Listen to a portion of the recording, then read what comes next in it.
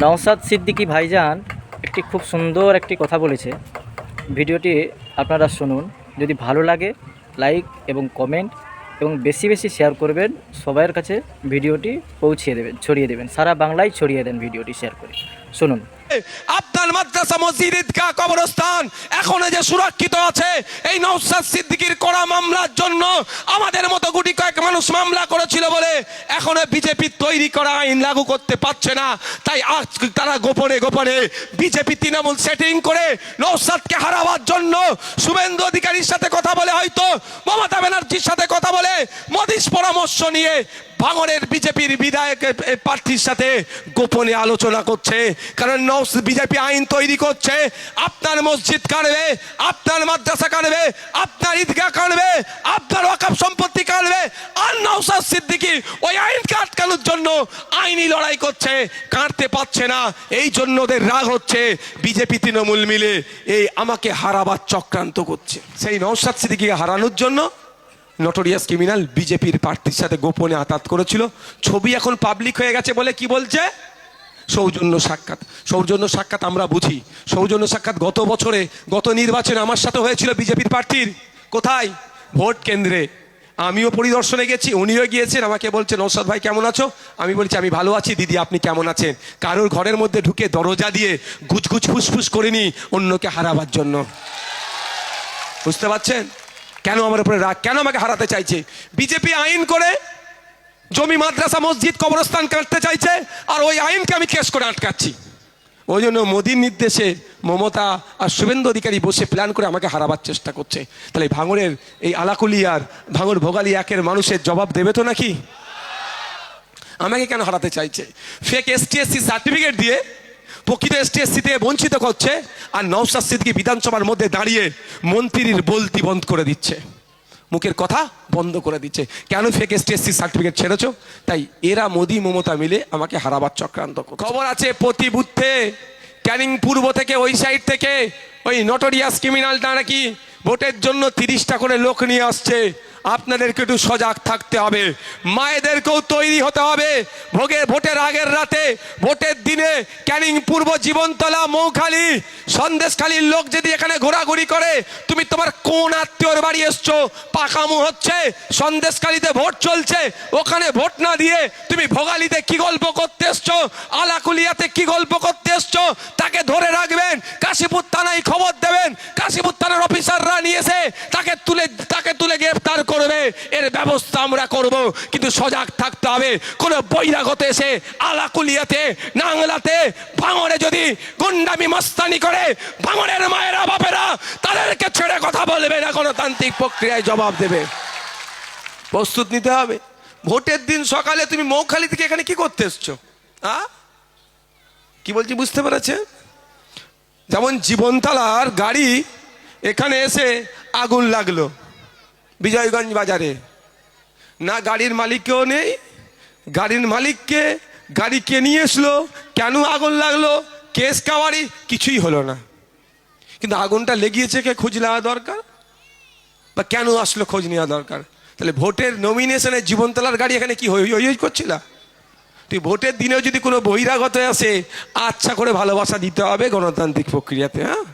তারপরে তো কাশীপুর থানা আছে, উত্তর কাশীপুর থানা, মাথায় থাকবে তো। একদম যদি কেউ বাইরে থেকে এসে গুন্ডামি মস্তানি করে, তাকে আমরা গণতান্ত্রিক প্রক্রিয়ায় ছেড়ে কথা বলবো না। আর বাইরে থেকে গুন্ডা মস্তান নিয়ে এসে তৃণমূলে যে 2-4টে নেতাগুলো পাড়াতে আছে, তাদের যদি হই করে এতটুকু বলে দেবেন যে ভোট মিটে যাক, তোকে সারা বছর তোমাকে এখানে থাকতে হবে। গুন্ডা মস্তান এসে সারা বছর তোমার বাড়ি পাহারা দেবে না, এতটুকু মাথায় রাখো। বাইরে থেকে নিয়ে আসবে, আমার পাড়ার ছেলেকে মেরে চলে যাবে। আমার পাড়ার ছেলেকে CPM করতে পারে, কংগ্রেস করতে পারে, বিজেপি করতে পারে, ISF করতে পারে, যার যেটা এটা ইচ্ছা করবে। তুমি বাইরে থেকে লোক নিয়ে এসে আমার পাড়ার ছেলেকে মার খাইয়ে চলে যাবে, তোমাকে কিন্তু সারা বছর এই পাড়াতে থাকতে হবে। এটাও তাদেরকে বলে দেবে। কি বলছি বুঝে আসছে? তাই বন্ধুগণ, এই আমাদের ইমরান কোথায় গেল গো? একটা ভালো উদাহরণ দিয়েছে, দারুণ উদাহরণ। বিষ আর কি বললে? বিষ আর ফল কোনটা গ্রহণ করবে? বাস্তব কথা। রাতের অন্ধকারে আমার কাছে খবর আছে কেনা হচ্ছে, ভোট কিনবার চেষ্টা করছে। ভোটে আর জিততে পারবে না, ভোট কেনার চেষ্টা করছে।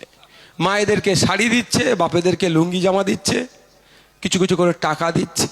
তো আমি প্রথম বলবো নিয়ে নিবার পক্ষে, একটাও ছাড়বেন না। যা পাবেন শাড়ি জামা টাকা পয়সা মিষ্টি বিরিয়ানি গাড়ির তেল সব বলবেন, সব নিয়ে নেবেন, কিচ্ছু ছাড়বেন না।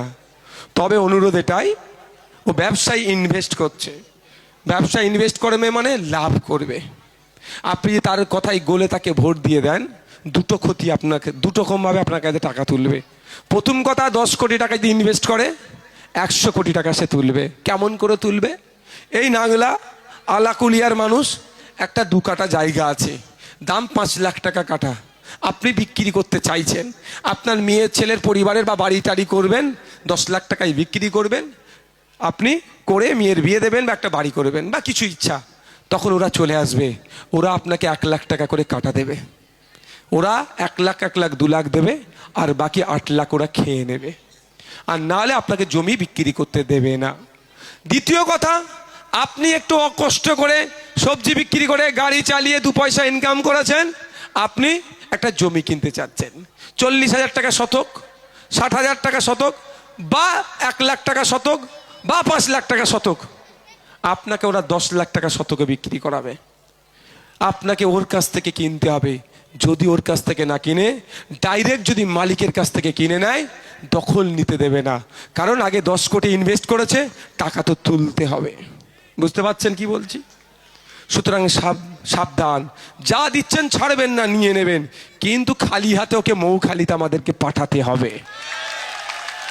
আর একটা কেমন ভাবে হবে, আর একটা কেমন ভাবে ইনকাম করবে বলে দিচ্ছি। এই আপনাদের যেখানে বসে আছে তার বাম দিকে একটা লাইট পোস্ট আছে, দেখতে পেয়েছেন? আছে তো?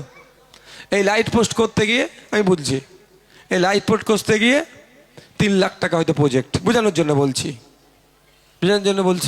3 লাখ টাকার প্রজেক্ট। এখন যে বরাত পাবে তাকে বলে দেওয়া হবে আমাকে 1.5 লাখ দাও, আর 1.5 লাখে ও কি লাইট করবে আর কি লাভ করবে, ওই রকম টাঙিয়ে দিয়ে চলে যাবে। একটা ঝড় হবে, উল্টে যাবে। ক্ষতি কার হবে? আলাকুলিয়ার মানুষ অন্ধকারে আবার থাকবে। শুধু তাই নয়, একটা 8 ফুট চওড়া ঢালাই রাস্তা 6 ফুট চওড়া করবে, 8 ইঞ্চি গেজ 4 ইঞ্চি করে দেবে। যে ঢালাই রাস্তাটা 8 বছর 10 বছর উইদাউট রিপেয়ারিং এ চলতো, সে বছর পার হবে না, ভেঙে যাবে। কেন? ওখান থেকে কাটমানি চলে যাচ্ছে কোথায়? ওই 10 কোটি ইনভেস্ট করেছে, 100 কোটি তুলবে, ওখানে চলে যাচ্ছে। ক্ষতিটা কার হলো? আপনাদের হলো। এই রাস্তা দিয়ে আপনাদের হাঁটা চলা করতে হবে। তাই আপনাদের বলবো, ভুলেও ওর পাল্লায় পড়বেন না। আমি আপনাদের কাছে জানতে চাই, আপনার বিপদে আপদে আমি ছিলাম কি ছিলাম না?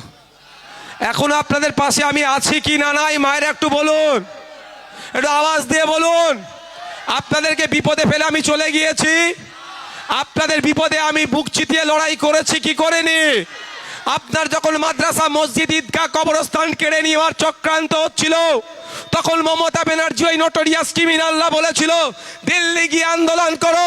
তাই আজকে সময় এসেছে, আপনার মাদ্রাসা মসজিদ ঈদগাহ কবরস্থান এখনো যে সুরক্ষিত আছে, এই নওশাদ সিদ্দিকীর করা মামলার জন্য আমাদের মতো গুটি কয়েক মানুষ মামলা করেছিল বলে এখনো বিজেপি তৈরি করা আইন লাগু করতে পারছে না। তাই আজ তারা গোপনে গোপনে বিজেপি তৃণমূল সেটিং করে নওশাদকে হারাবার জন্য শুভেন্দু অধিকারীর সাথে কথা বলে, হয়তো মমতা ব্যানার্জির সাথে কথা বলে, মোদির পরামর্শ নিয়ে ভাঙড়ের বিজেপির বিধায়ক প্রার্থীর সাথে গোপনে আলোচনা করছে। কারণ বিজেপি আইন তৈরি করছে, আপনার মসজিদ কাটবে, আপনার মাদ্রাসা কাটবে, আপনার ঈদগাহ কাটবে, আপনার ওয়াকফ সম্পত্তি কাটবে। আর নওশাদ সিদ্দিকী ওই আইনকে আটকানোর জন্য আইনি লড়াই করছে, কাটতে পারছে না। এই জন্য ওদের রাগ হচ্ছে, বিজেপি তৃণমূল মিলে এই আমাকে হারাবার চক্রান্ত করছে। তাই এর উত্তর আপনারা দেবেন কি দেবেন না?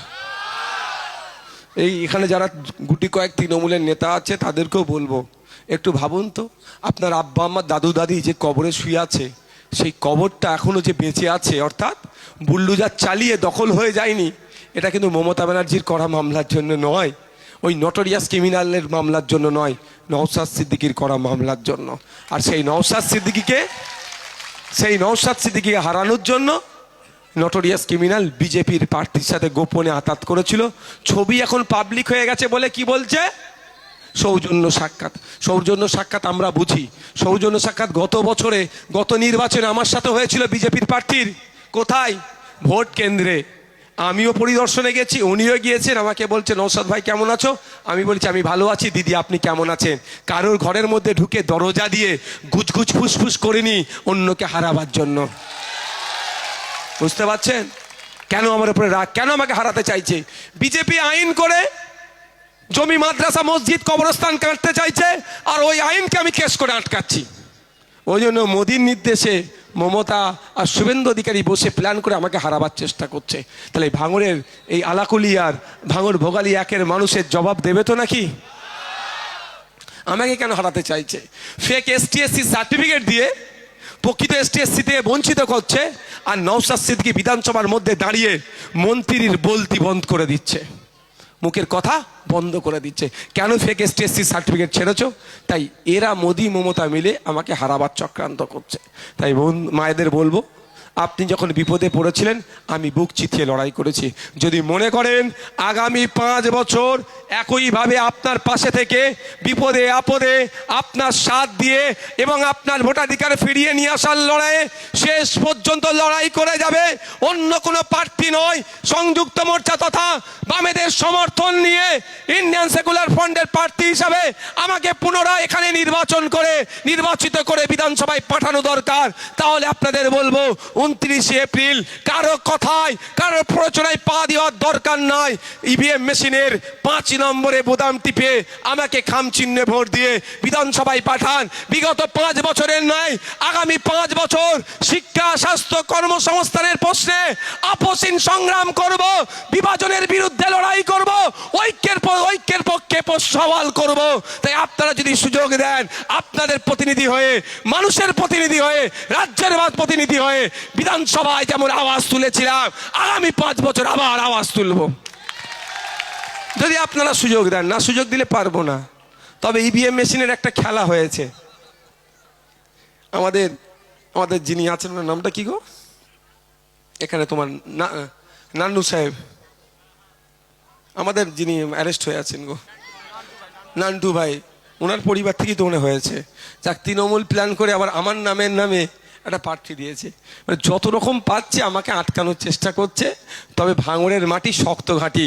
ভাঙড়ের মায়ের বোনেরা বলেছে, তুমি যতই ফাঁদ তৈরি করো না কেন, নওশাদ ভাই আছে, শুধু কেটে দেবে, আমরা টুক করে পার হয়ে যাব। তাই তো নাকি?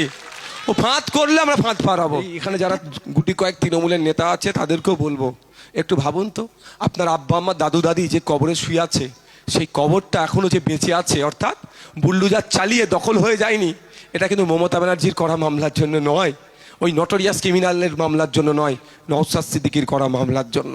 আর